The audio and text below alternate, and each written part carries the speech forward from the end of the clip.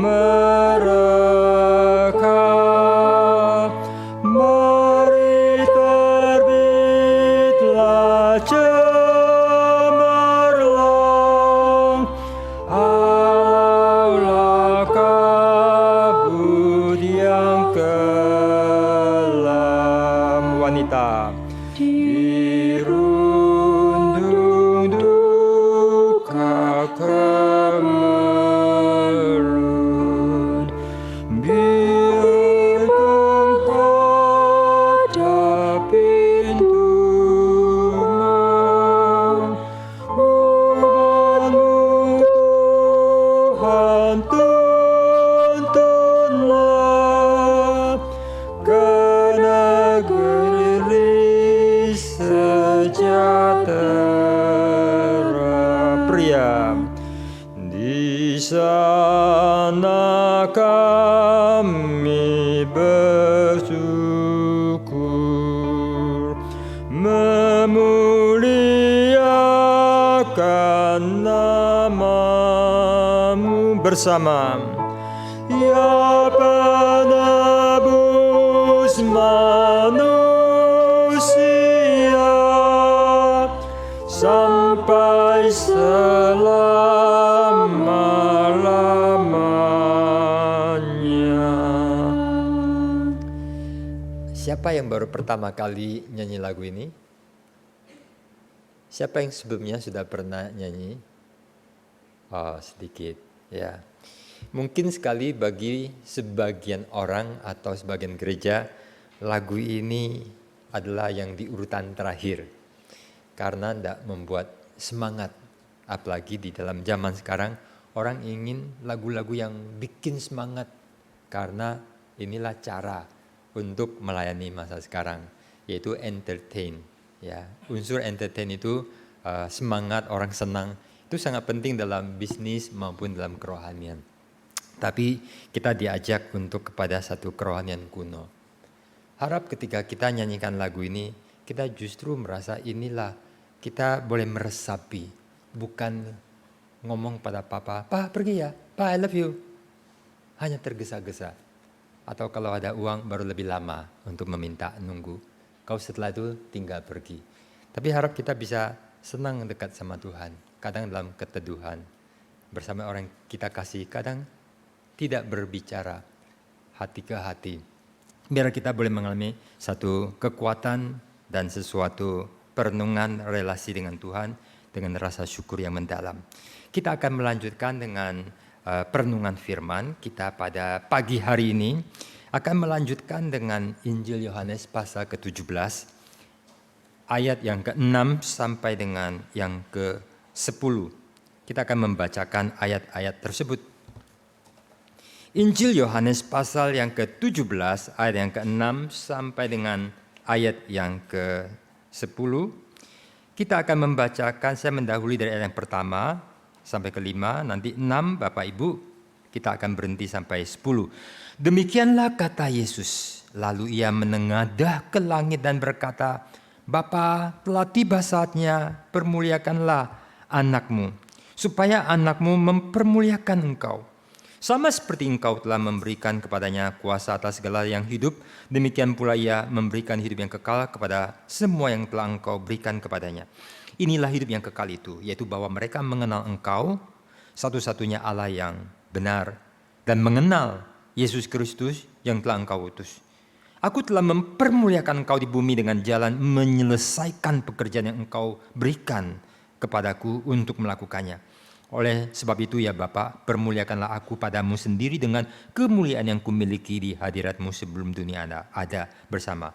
Aku telah menyatakan namamu kepada semua orang yang engkau berikan kepadaku dari dunia.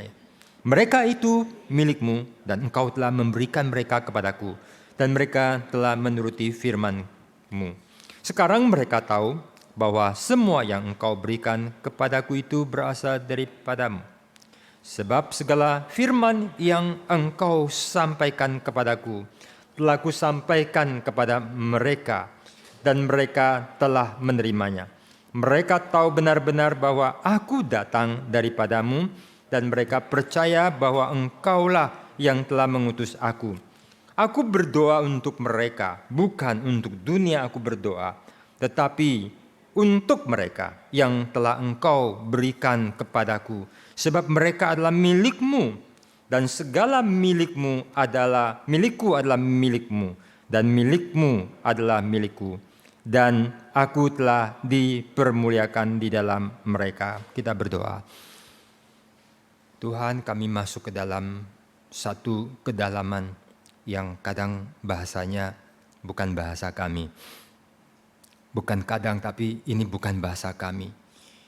Tapi di dalamnya ada satu rahasia yang begitu besar tentang Allah, tentang Tritunggal, tentang isi hati Tuhan, tentang karya Tuhan.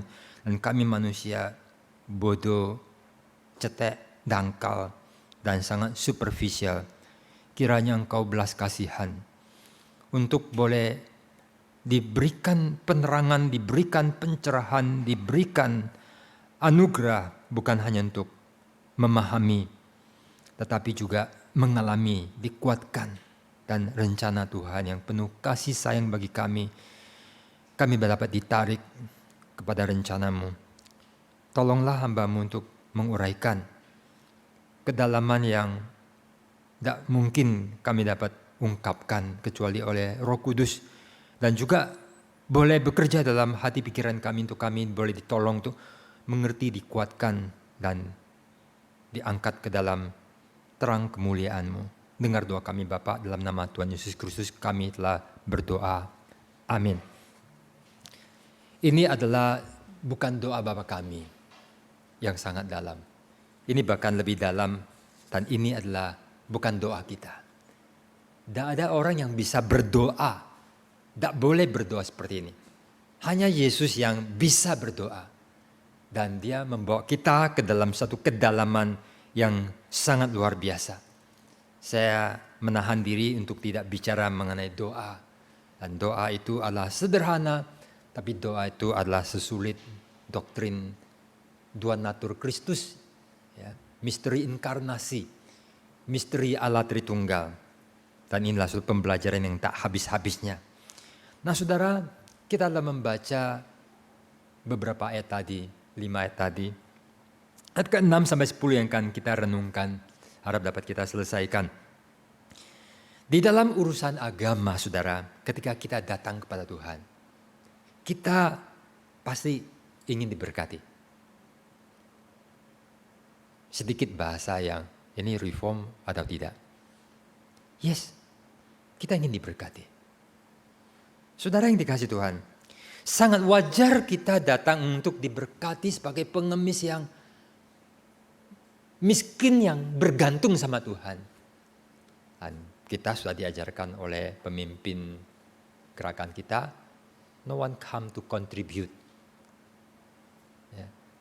but we come to learn, to serve dengan rendah hati.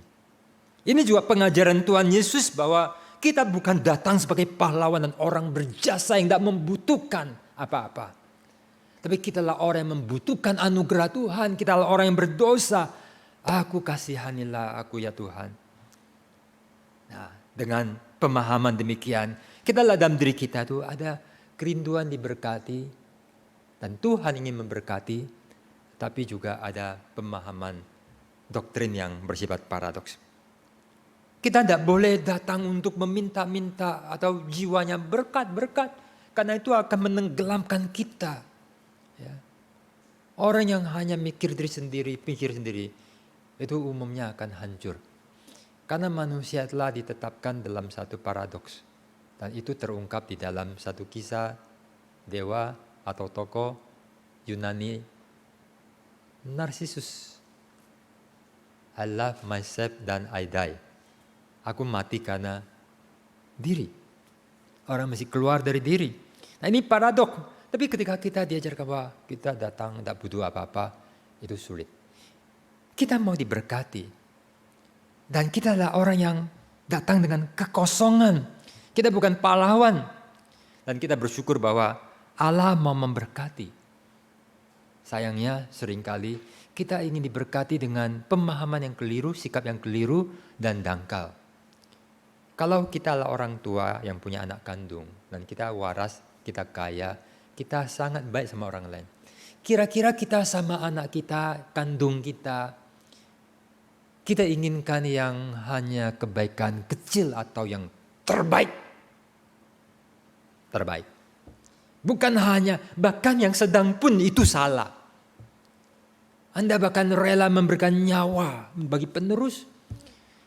Saudara, kata C.S. Lewis, manusia itu puas dengan satu kolam becek kotor. Pada orang tuanya mau ajak dia untuk pergi berlibur di satu tempat yang terindah, pantai yang luar biasa. Nah, inilah yang membuat dengan salah ngerti kita seringkali menolak Tuhan, merasa Tuhan mau mengganggu kesenangan kita. Tuhan ingin memberkati kita. Bahkan dengan berkat yang terbesar, terlimpah. Tetapi saudara, ketika kita datang pada Allah, kita harus datang dengan paradoks. Kita mau diberkati, tapi bukan dengan jiwa yang salah. Banyak orang datang pada Tuhan bukan dengan berkat untuk berkat tertinggi. Termasuk untuk berkat yang tertinggi, wadah ini perlu dibersihkan. Orang tua kita mau memberikan suatu cairan yang diambil dari pegunungan Himalaya. Yang hanya 1000 tahun keluar sekali. Lalu kita datang dengan wadah-wadah kotor, jorok. Apakah itu layak? Kita akan ditempling. Bukan tidak cinta, kita akan ditegur. Kita enggak dibunuh, tapi didisiplin. Seperti domba dipatahkan kakinya. Setelah itu baru hatinya berdekat. Kita akan dibereskan agar kita selaras. Untuk supaya kita menginginkan apa yang terbaik. Kalau ada seorang anak punya ayah yang punya uang ribuan triliun. Saya nggak punya uang sebanyak itu. Ribuan triliun. Ada orang yang sekaya itu ya. Ya orang Indonesia mungkin sulit. Ya. Ribuan triliun. Lalu anaknya suatu hari ingin minta uang 100 juta. Dan karena tidak dikasih atau belum dikasih, dia marah-marah dan ingin bunuh ayahnya. Menurut kamu anak kayak gini nih apa? Ini anak jahat. Banyak orang tuh jahat.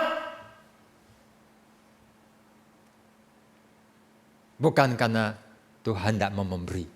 Dia punya hati tidak beres. Seorang anak yang waras, kantong boleh. Banyak orang kaya waktu anaknya kecil, tidak punya apa-apa, kantongnya dikit. Ya, tidak punya banyak. Karena seorang tua ada yang kadang memberi terlalu banyak. Ada yang tidak. Ada yang cukup karena melatih. Tapi ketika kantong itu juga tidak banyak. Ya, tapi dia tuh tahu who I am. Who is my father? My father is rich. I will know. Aku tahu aku akan jadi apa. In the future, siapa aku? Ngerti saudara? Halo? Halo, wajah Anda kurang komunikatif dengan saya. Dia tahu aku akan jadi apa. Aku akan jadi lebih kaya dari teman-temanku yang punya ayah cuma punya yang 1 triliun. Yang sekarang bergaya-gaya dengan Bentley, dengan mobil-mobil. Dia akan punya pabriknya. Dia akan punya semuanya itu. Kesadaran seperti demikian. Karena itu saudara, dalam kerohanian sangat penting kita memiliki pengertian. Memiliki kebenaran. Jiwa yang tulus benar. Bijaksana rohani. Karakter dan kebajikan. Amin saudara. Bukan Tuhan tidak mengasihi. Bukan Tuhan tidak memberi. Bukan Tuhan tidak kaya. Orang tua yang berbijaksana ketika anak masih kecil. Lalu dikasih gelang-gelang emas. Dikasih kalung permata, lalu disuruh jalan dewek, itu namanya membunuh anak. Oke? Apalagi kalau lagi masa-masa orang berduit, pasti dibunuh, pasti diculik, pasti diapain. Orang tua tuh mau kualitas dirinya itu disiapkan, dilatih. Ya, sampai ada orang kaya yang kadang, saya pernah dengar, pernah dikasih tahu cerita drakor. Ya, drakor. Ada orang tua itu merasa putus asa karena anak orang kaya itu malas-malas, tak bisa kerja, apa aja rusak. dia memutuskan satu hal. Saya berkesan diceritain. Ya. Dia berpura-pura bangkrut di depan anaknya. Kami bangkrut. Saya bangkrut. Mamanya mengatakan, aku bangkrut. Sekarang kita harus kerja. Wah, ngamuk-ngamuk, akhirnya mulai kerja. Susah payah. Akhirnya jadi orang. Akhirnya berhasil. Baru dibuka rahasia. Saya hanya pura-pura bangkrut. Karena kalau gua nggak pura-pura bangkrut, nanti kamu akan bikin bangkrut. Ya, tapi karena aku pura-pura bangkrut dan kamu jadi orang, sekarang uang itu masih ada banyak. Dan sekarang mama makin tua dan kamu akan dipercayakan. Saudara, manusia aja bisa mengerti ini. Oleh sebab itulah Tuhan datang bukannya datang untuk membawa kita ke surga, memberikan segala berkat dan teologi yang sangat merusak adalah teologi kesuksesan, kelancaran, kesembuhan, semua main enak. Bahkan Tuhan pun diperalat. Karena tidak ada suatu berkat sejati yang ketika diberikan tanpa hati yang menerima. Punya hati yang menerima itulah yang penting. Yang merespon, berilah kami hati yang berbijaksana. Saudara, Tuhan di sini adalah pasal 17 Yohanes adalah pasal satu-satu yang unik. Doa Tuhan Yesus. Aduh, tidak mudah untuk mengulas. Saya mengalami kesulitan untuk mau mempersiapkan khotbah. Ya. Cukup bergumul yang Anda akan susah memahami. Bahasanya beda. Kita masuk dalam suatu hal yang bukan wilayah kita. Sesuatu bahasa yang bahkan sulit. Ya. Tapi saudara, khotbah bukan untuk dibawa ke dalam kesulitan. Khotbahlah untuk ada berita apa bagi kita. Kita belajar. Berkat apa yang Tuhan berdoa bagi dirinya, tapi sesungguhnya lah untuk keselamatan kita. Ujung-ujungnya lah gimana kasih itu diturunkan, mengalir ke bawah. Inilah yang kita sangat bersyukur. Tuhan mau memberkati kita dalam semua apa yang dia lakukan. Dia bagi kita. Seharusnya kita bagi dia. Berkat apa yang dia mau berikan pada kita? Sering tidak kita duga. Dia memberkati secara apa yang kita mungkin kadang tidak pikirkan. Saudara, kalau Anda diminta untuk minta satu hal yang saya tidak sampaikan. Yaitu tentang masalah doa. Doa itu begitu sulit. Kalau satu hal, kamu dikasih Tuhan, kamu minta apa? Say it. Satu hal, permintaan. Apa yang mau doakan?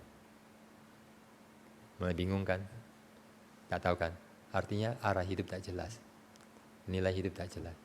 Doa itu very simple. Doa itu sering salah. Doa itu sering itu dosa. Dosa. Doa itu ada sin. Dosa. Doa itu ada banyak tak beres. Dan banyak doa itu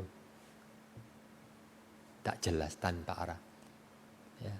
Kalau satu hal diminta, sangat jarang ada yang bisa sangat jelas.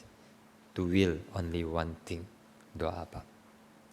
Apa yang kamu harapkan Tuhan akan doakan bagi kita? Nah sekarang dia doa bagi kita.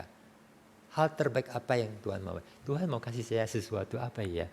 Wah, permatakah, apakah, uangkah, atau inikah, kesehatankah? Apa yang Tuhan memberikan bagi kita? Dia doa. Apa yang dia memberikan? Yang dianggap the best. Dia menyatakan, dia memberi kita kebenaran. He reveal, dia menyatakan. Maka dalam ayat ke-6 dikatakan bahwa aku telah menyatakan namamu kepada semua orang yang engkau berikan kepadaku dari dunia. Dia memberikan bukan segala materi. Salah satu hal yang terpenting yang Tuhan lakukan dan berikan kepada kita adalah menyatakan dirinya sehingga kita boleh mengenal dia. Dan inilah satu harta yang sangat besar, berkat terbesar yang dapat kita harapkan, yaitu mengenal Allah. Hanya ada satu orang, ya bukan hanya satu orang, tapi dalam Alkitab ada satu orang yang lihat ini sebagai yang terbaik yang dia harapkan. Namanya apa dan dia ngomong di mana? Yang bisa jawab nanti boleh kopinya 2 gelas. Ya. Siapa yang ngomong dan di mana ayatnya? Yang kuinginkan adalah, sudah ada kisi-kisinya. Hah? Lause-lause sekolah minggu, tolong buka kelas besar, kelas dewasa. Yang kuinginkan adalah mengenal dia, kematiannya, bersatu dengan dia, mengenal. Semuanya kuanggap sebagai sampah. Apa yang dia minta? Bukan kaya, bukan hikmat, bukan kemuliaan, mengenal. Apakah mereka ini orang-orang intelektualis, rasionalis, orang rohani. Berarti dalam pengenalan itu ada sesuatu yang penting. Dulu Allah berbicara melalui para nabi, tapi pada zaman akhir dia berbicara pada kita melalui anaknya. Inilah pembukaan yang penting dalam satu buku yang luar biasa, Ibrani. Inilah lebih penting dari banyak buku-buku filsafat, pencarian mengenai dasar-dasar, unsur-unsur utama bumi dan apa itu kebenaran dan bagaimana hidup manusia.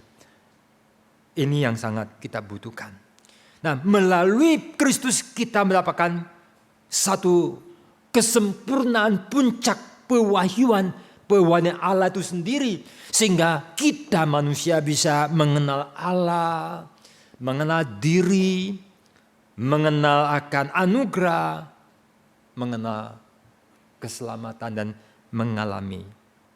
Yesus berkata bahwa aku telah menyatakan namamu. Nama Tuhan berarti karakter Tuhan. Nama Yesus amat indah. Nama Tuhan, nama Tuhan. Namaku, memberikan nama. Ini bahasa bukan bahasa Indonesia, bukan bahasa Tionghoa. Ini bahasa Alkitab, ada nama. Dan ada satu budaya atau sesuatu hal, kebiasaan atau suatu cara pengungkapan nama menyatakan tentang siapa dia. Kebesarannya, keagungannya, karakternya, atributnya, karyanya, perbuatannya. Di situ kita mengenal Allah, bukan abstrak seperti para filsuf yang bicara tinggi-tinggi dan kosong. Saya makin lama makin tidak menyukai bicara abstrak. Hati-hati dengan semua abstraksi. Waktu reformasi menolak skolastik karena banyak bicara tinggi-tinggi yang kosong. Ketika orang berbicara dengan berbunga-bunga, kata itu kosong. Dan kadang itu cumanlah hal yang sia-sia. Dan kita bisa terjebak ke dalam kekosongan. Tapi satu realita hidup. Ya, itu lebih baik. Terakhir saya sangat menghargai pengusaha. Bukan politikus. Teori-teori, janji-janji. Kadang semua omong kosong. Tapi pengusaha itu jelas. Kalau gua ada jelas, gua bangkrut. Itu clear. Kalau gua gak pinter, gua rugi langsung, nyata. Mereka yang melakonkan sesuatu. Kalau namanya teori-teori, ide-ide, kalau dipraktekkan, apa yang dikerjakan itu tidak hasil. Masakannya rasanya, atau usahanya, atau medis. Ya, teori-teori kosong, lalu menjelaskan, bla bla bla. Tapi ada fakta, problem, dan dia bisa selesaikan itu perjuangan yang luar biasa. Itu. Nah, saudara, nama Tuhan adalah semua tentang dirinya yang real. Bagaimana dia menyatakan diri, siapa dirinya, Allah yang sejati, Allah Tritunggal, Allah yang datang dalam dunia, yang mengasihi, panjang sabar, penuh hikmat, penuh kemurahan. Dan begitu banyak kekayaan anugerahnya dan bahkan bukan teori kosong. Tapi dia datang menyentuh hidup manusia. Sehingga kita bukan hanya tahu. Tak pernah Tuhan memberitahu, lalu sudah tahu ya kamu berdosa ya, dan ada Tuhan mengasihi ya. Selesai, kamu pergi ujian ke sekolah teologi ya, nanti dapat ijazah, lalu oke, selesailah tujuan hidupmu. Aku pulang ke surga, silakan mati ya. Tidak pernah. Tuhan datang menyatakan diri dengan darah, dengan air mata, dengan diri, roti yang terpecah, dan selalu dengan tangisan dan pelukan. Dia membawa kita ke dalam ribaannya, memeluk kita, menyayangi kita, memegang kita. Tidak ada yang boleh untuk merebut kita dari tangannya. Kita tahu, dan itu bukan tahu yang biasa. Itu tahu yang luar biasa. Saya bersyukur, dan Anda juga bersyukur, mengenal banyak tokoh-tokoh rohani, tokoh-tokoh Kristen sepanjang masa. Anda baca, Anda terinspirasi. Tokoh-tokoh, orang-orang rohani pendeta yang hidup, yang Anda kenal, sebagian sangat memberkati. Kita bersyukur untuk tokoh seperti Pak Stephen Tong, yang ketika kita mengenal dia, atau mengenal pendeta yang lain, Anda akan dipengaruhi. Ya. Anda akan suka cara ibadah apa, jiwa seperti apa, konsep seperti apa, atau mulai menghargai teologi reform, pelayanan, misi penginjilan, dan karakter dan kejujuran dan hal-hal yang baik, kita dipengaruhi. Ya. Orang yang dekat Pak Tong sulit untuk kita harapkan suka musik dangdut atau yang keras-keras. Itu agak kontradiksi. Tapi banyak orang yang tidak kenal musik klasik begitu diapresiasi. Ada yang jatuh cintanya, benar-benar jatuh cinta. Ketika diapresiasi salah satu lagu dari Felix Mendelssohn, He's Watching Over Israel, hidup saya itu tidak pernah pengalaman eksistensial, pengalaman unik, sampai membuat setiap kali saya apapun begitu dengar lagu He's Watching Over Israel, saya itu pasti terpengaruh, pasti langsung nyambung. Dan ingat gimana waktu di saat dia mengapresiasi kita Israel, dia tidak pernah tidur, tidak pernah ngantuk, tidak pernah terlelap.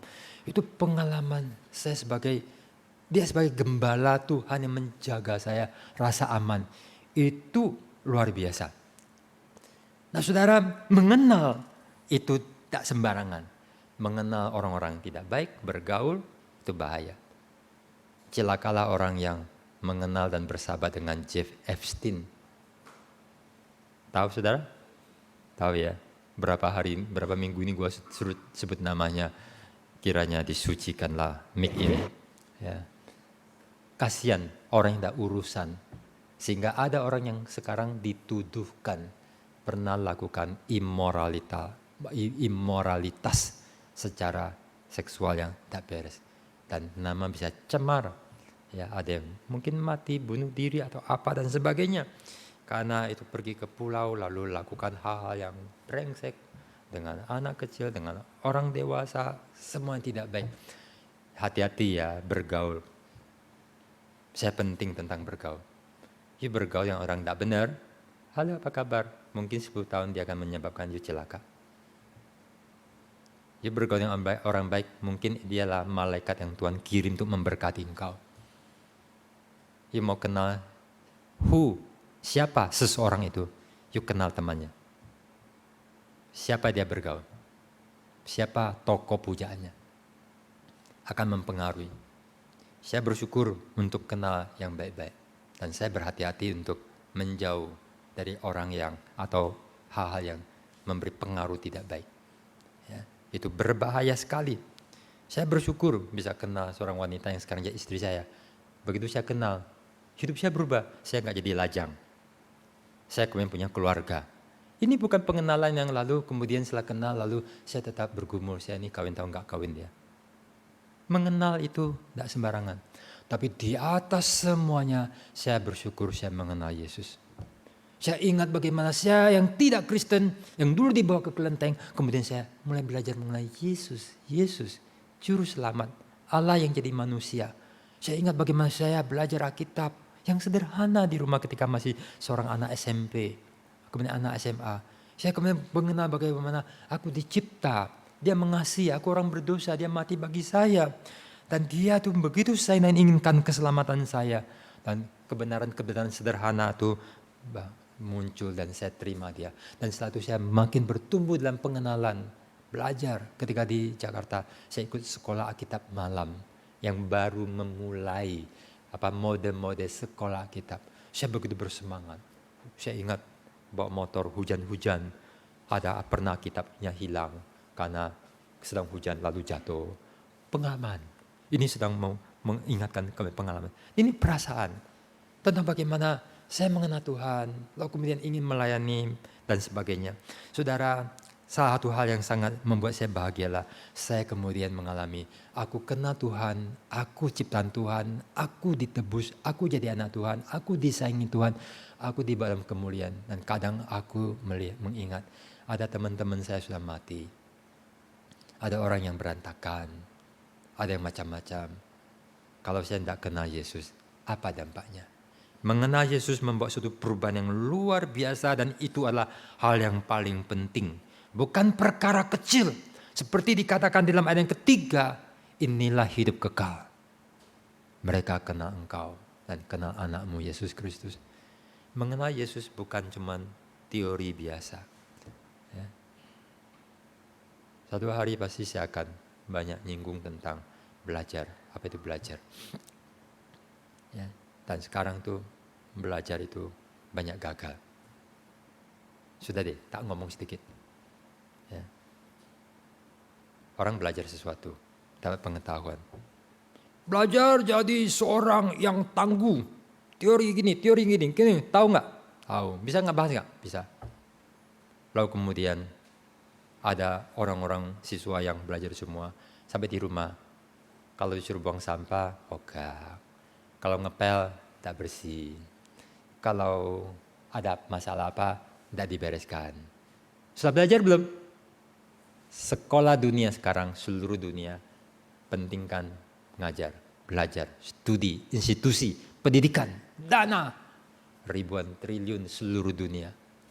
Tapi kemerosotan dalam karakter tidak pernah jadi. Karena tidak punya attitude. Ada orang tidak belajar sudah punya attitude. Suatu hari belajar makin utuh. Belum belajar sudah sampai. Orang yang belajar tidak pernah sampai. Banyak studi masa sekarang adalah satu pemborosan yang terlalu banyak gagal. Sesungguhnya ini sesuatu pemikiran penting tentang pendidikan. Dan ternyata juga sama di dalam gereja. Ya, sama dalam rumah tangga. Kalau orang tak punya satu hati, attitude yang dikaruniai Tuhan, basic, ya from faith, Tuhan tanamkan anugerah. Belajar apapun tak akan beriman. Belajar apapun akan tak beres. Inilah yang penting. Ya, hati, structure of life. Hati. Ya, anugerah Allah, maka perlu doa. Dan kalau itu sudah ada suatu persiapan yang Tuhan berikan, sehingga dia bisa merespon, bukan mati. Maka mengenal Tuhan itu adalah satu hal yang besar, itulah hidup kekal. Saya jadi ingat satu lagu yang mungkin ada pernah dengar. Happiness is to know the Savior, living a life within His favor, having a change in my behavior. Happiness is the Lord. Happiness is a new creation, Jesus and me in close relation, having a part in His salvation. Happiness is the Lord. And then, real joy is mine, no matter if the teardrops start. I found a secret, is Jesus in my heart. Lumayan ya solonya, ya. Bukan itu, nyanyinya juga tidak sempurna. Tapi saya ingin bawa, ini yang saya mau ucapkan dengan kata-kataku yang terbatas. To know Jesus, bukan hanya kasih tahu di sekolah minggu atau sampai kita usia 70 tahun. Apa semua pengetahuan ini? Tidak, ini ada sesuatu konten, ada sesuatu kehidupan yang diubah. Dan orang yang mengenal Tuhan itu dahsyat. J.I. Packer menuliskan satu buku yang mau dibilang sulit juga tidak, populer juga tidak, tapi bagus sekali. Knowing God. Dan di situ dia mengupas. Jadi klasik modern. Modern sudah klasik. Dan Alkitab menyatakan bahwa orang yang mengenal Tuhannya sangat kuat. Sadrak, Mesak, dan Abednego yang pada kemarin Sabtu kita bahas. Mereka tahu, mereka kenal siapa Tuhan mereka. Dan ini bukan hanya di otak, lalu kemudian kalau ada apa-apa mereka kalah. Tapi mereka itu teguh. Nebukadnezar, kamu suruh kami menyembah. kami tidak mau. Allah kami bisa tolong. Tapi kalau dia tidak mau tolong, kami tahu diri dia Allah. Let God be God, let man be man. Let his sovereign rule. Mari dia berdaulat. Aku percaya, dia mampu. Dia mau atau tidak, kami hanya hamba. Mereka diubahkan. Entah selamat atau tidak, tapi Tuhan mau menunjukkan satu luar biasa. Kemuliaan yang dahsyat. Dan di dalam sepanjang sejarah hanya satu kali kejadian. Dapur api yang orang belum sampai masuk sudah meleleh, sudah mati. Saking panasnya. Ya. Seperti kalau gunung berapi kalau lagi meletus, lelehan hawa aja bikin orang mati. Kira-kira begitu. Tapi ini orang tak apa-apa, bahkan ada orang keempat. Saudara, kita bisa nangis kalau renungkan baik-baik. Orang yang mengenal Tuhan. Mereka berdiri kuat dan mereka tuh bertindak. Jadi mengenal Tuhan itu bukan perkara hal biasa. Kita minta ini, minta itu. Tapi Tuhan memberi yang terbaik. Dan apa itu? Kata Rasul Paulus. Yang kuingini adalah mengenal dia. Dan bersekutu di dalam kuasa kematiannya dan kebangkitannya. Mari kita memikirkan lebih dalam arti semuanya itu. Saudara, kalau saya boleh berhenti sampai di sini, sebenarnya sudah cukup. Ya, kalau enggak kadang eksposisi membuat panjang dan panjang, lalu kemudian konsentrasi berubah. Satu pengetahuan tertinggi adalah kita mengenal Tuhan dan mengalami anugerahnya. Dan kita bisa menerima anugerah karena kita miliknya. Kita dipanggil, Injil diberitakan dan kita menerima panggilan bukan saja umum, ya, tapi juga panggilan efektif karena kita adalah umat pilihan. Nah, di sinilah muncul, ya, yaitu bahwa kita adalah umat pilihan. Kita adalah orang yang telah dipredestinasikan, kita orang yang telah ditetapkan, ya. Nah, saudara, kita menerima doktrin anugerah, kita adalah umat kepilihan dan kita itu menjadi dasar kita bisa merespon. Kenapa ada yang tidak bisa, kenapa ada yang bisa? Karena kita menerima anugerah. Dan kita mulai masuk pada kesulitan. Maka muncul pikiran yang macam-macam sudah. Nah, tapi doktrin anugerah ini bukannya membuat kita malas merespon. Ya udah, kalau Tuhan sudah memilih, ya pasti saya selamat. Ada orang gak dipilih, mau ke gereja aja, kata sana, kamu gak dipilih. Aku, karena dipilih, aku mau ke pelacur aja, terus-terusan sampai mati. Pasti selamat karena aku pilihan. Itu adalah pikiran orang yang tidak dipilih. Justru karena kita dipilih, maka kita menginginkan Tuhan. Karena kita anak Tuhan, maka kita datang pada Dia. Ada saat dimana kita itu masih in the coast, kita masih liar, kita akan digebukin, lalu kemudian kita akan kembali kepada Tuhan. Maka karena kita dipilih akan ada buah pilihan. Ada bukti-bukti pilihan. Maka dalam ayat ke-6, ke-7, ke-8 kita lihatkan respon manusia. Ayat ke-6, mereka telah obey. Mereka telah menuruti firman-Mu. Ayat ke-6. Ayat yang ke-7, mereka tahu, sekarang mereka tahu semua yang Engkau berikan kepadaku berasal daripada-Mu. Yang ketiga, mereka telah menerimanya, menerima kebenaran tentang Yesus, menerima Injil, menerima pertobatan, dan mereka tahu benar-benar. Kalau kita sebutkan rinci 3 hal. 1, mereka tahu dan tahu benar-benar. Diulang sampai 2 kali. Ayat 6 dan ke-7. Kedua, mereka menerima dan percaya. They trust. Ya, mereka percaya. Menerima Injil, mereka percaya Injil, terima Yesus, percaya Yesus. Yang ketiga, mereka taat, obey. Maka kita bisa melihat ini sebagai tahap-tahapan. Betapa penting kita tuh harusnya tahu pengertian untuk memilah, memisahkan. Tuhan tidak datang dengan satu iman yang buta. Kita beriman dengan anugerah. Kadang di luar melampaui pemahaman kita. Tapi pemahaman itu sangat penting. Dan Tuhan memberi kita penerangan. Orang yang belajar Alkitab, orang Kristen tidak selaras dengan kebodohan. Semua orang Kristen harusnya pintar, cerdas, bahkan bijaksana. Bahkan orang tidak sekolahan pun sangat bijaksana. Karena kita adalah people of a book, people of the book. Kita adalah orang yang punya kitab. Dan di mana ada kitab, maka orang belajar. orang membaca. Maafkan ya teman-teman yang tidak membaca. Anda agak goblok. Sorry, saya sengaja pakai kata keras. Karena memang aku mau pakai jarum nusuk. Tapi jarumku masih kecil, belum terlalu keras. Ya, agak bodoh. Banyak orang S1, orang yang pinter. Tapi setelah itu sibuk, susah-susah, dan makin lama makin ribet dan timbul masalah. Padahal kalau mau banyak belajar, banyak baca yang baik, merenung dengan baik, Anda akan bijaksana. Baca kitab, ada banyak hal. Saudara, ada banyak contoh orang-orang yang tidak sekolahan. Ya. Mereka itu dengan membaca kitab lebih pintar dari teolog. Lebih bijaksana, lebih berhasil. Karena ada hikmatnya. Ya. Dan Tuhan mau supaya kita memiliki pengetahuan kebenaran tentang Allah, semua hal. Maka sebagian orang sekolah tinggi, tapi mereka nggak membaca hal kebenaran rohani.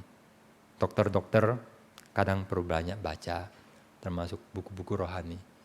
Kalau tidak akan disesatkan oleh banyak teori psikolog-psikolog yang kafir. Filsafat, sosiologi, dan macam-macam. Maka teologi rohani itu harus jadi mengenal pengetahuan kebenaran. Kita belajar tentang agama, tentang iman, tentang Kristus, beda dengan semua yang lain. Lalu kita tahu benar-benar bahwa Yesus dari Allah. Banyak orang tak belajar dengan baik. Lalu kemudian nama Yohanes di belakangnya ada embel-embel M. Ngerti, nggak ngerti, silakan. Ya. Paulus depannya ada M. Sekian lama dari kecil, dari kantong Kristen. Satu hari begitu mudah digoyahkan. Apa-apaan itu? Apalagi ada ateis mantan pendeta. Ada suster-suster yang kemudian mencela semua ajaran Alkitab, anak manusia, Yesus anak manusia, itu pasti bukan, gendeng itu. Alkitab jelas anak manusia itu adalah yang mulia itu. Kok gak waras? Dan bukunya jadi buku yang terkenal seluruh dunia. Dunia ini goblok. Yang nulis goblok, dunia itu goblok. Gitu sederhana aja gak ngerti.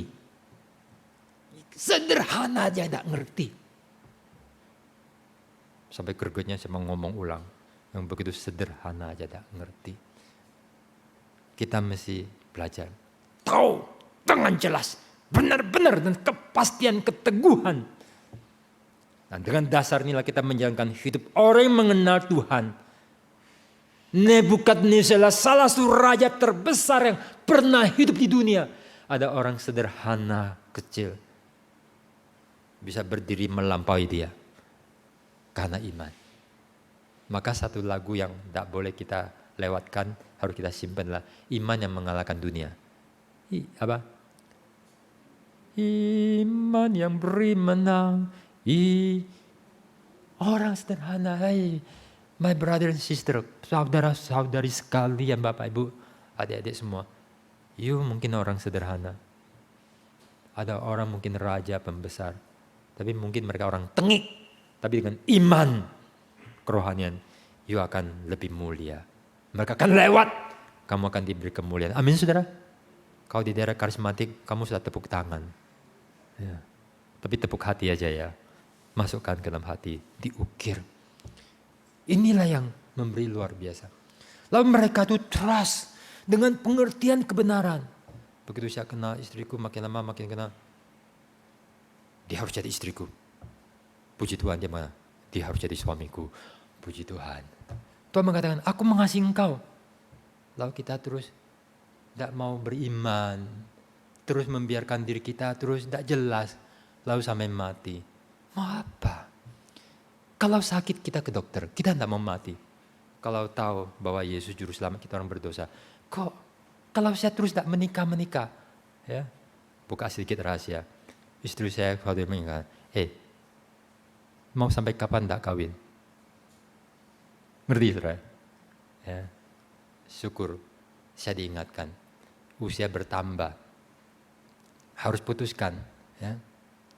Kalau tidak, pacaran 20 tahun, gimana rasanya? Ya, Kalau ada orang terus pacaran 20 tahun, 10 tahun, ganti yang lain aja. Atau ultimatum, yes or no. Ya. Kita sama Tuhan sudah tahu, yakin benar, tapi trust, accept, terima. Sehingga kita menerima anugerah, kita menerima keselamatan. Jangan berlambat. Dia Moody pernah nyesel dan dia sampai mengalami satu pengalaman, bukan trauma saja, sampai gangguan kejiwaan. Ya, dia punya satu kelemahan tertentu.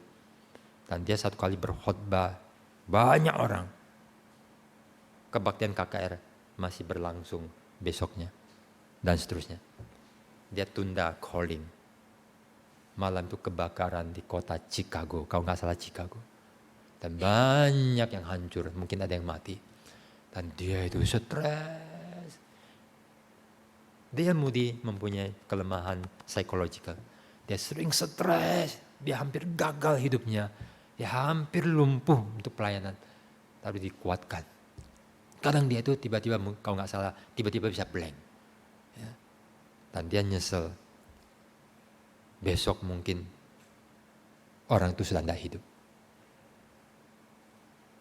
Dan saya harus panggil. Nah itulah, ya Pak Tong kadang mengatakan, aku berdoa seperti orang yang mau mati. Kalau orang yang mau mati, tomorrow maybe not yours. Tomorrow maybe not mine. Today, hari inilah keselamatan. Terima Tuhan, accept Him, believe in Him, trust in Him. Lalu yang ketiga lah, menuruti, obey, menghidupi. Anak yang baik punya hati anak. Anak sejati punya hati anak.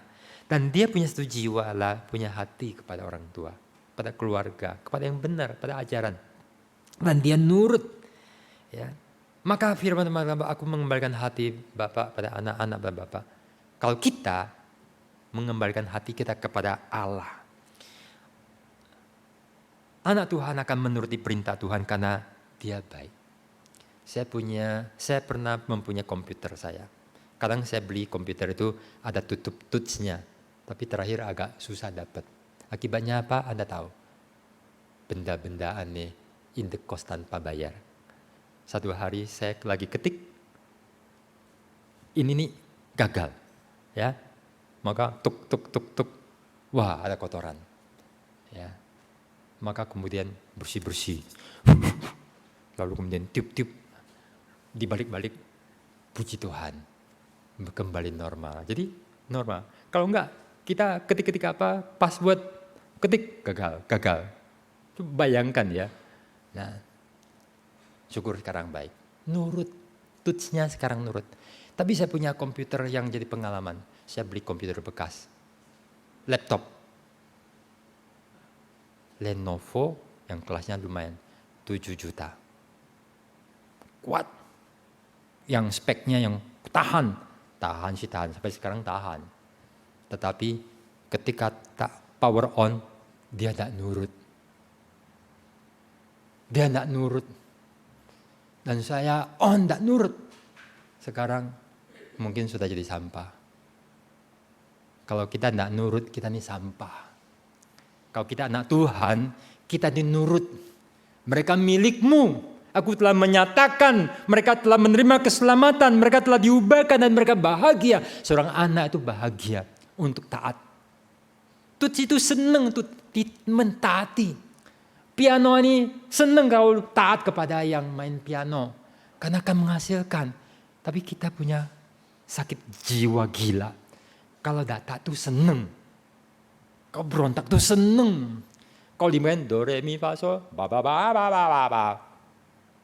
Nggak nurut, makanya ngawur. Betapa bahagianya orang yang nurut. Saudara, ketika kita nurut kita akan hidup dan kita mendapatkan hal yang baik. Saudara, saya akan melompat kepada ayat yang ke-9. Saya akan berhenti karena waktunya telah tiba. Ya. Jam 8.42, kita sampai di sini, kita akan lanjutkan pada kesempatan yang akan datang. Mari kita berdoa. Allah Bapa di dalam surga, Terima kasih, kami adalah orang yang karena tidak kenal Tuhan, melakukan dosa. Seperti pasal 16. Mereka hidup dalam kegelapan karena tidak kenal Allah Bapa maupun Anak. Mereka tidak tahu kebenaran dan dunia ini sedang menuju kepada kebinasaan.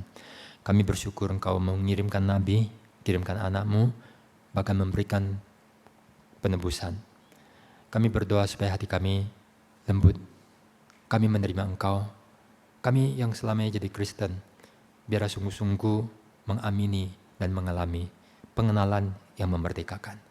Kami sedih banyak orang yang namanya Kristen, ke gereja, melayani, bahkan jadi rohaniwan. Tapi satu hari mereka tinggalkan iman karena tidak mengenal, tidak pernah mengalami satu persatuan dengan Engkau, tidak pernah menikmati indahnya satu hidup baru seperti lagu yang tadi kami nyanyikan, Hamba-Mu nyanyikan. Happiness is to know the Savior. A changed life, a blessed life, a happiness.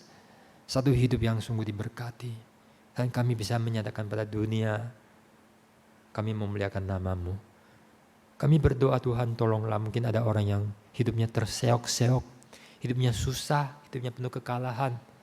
Biarlah memandang pada Tuhan dan anugerah Tuhan menguatkan mereka.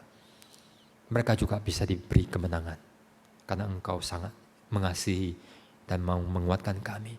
Dengar doa kami, berkati kami dalam nama Yesus kami berdoa. Amin. Mari kita bangkit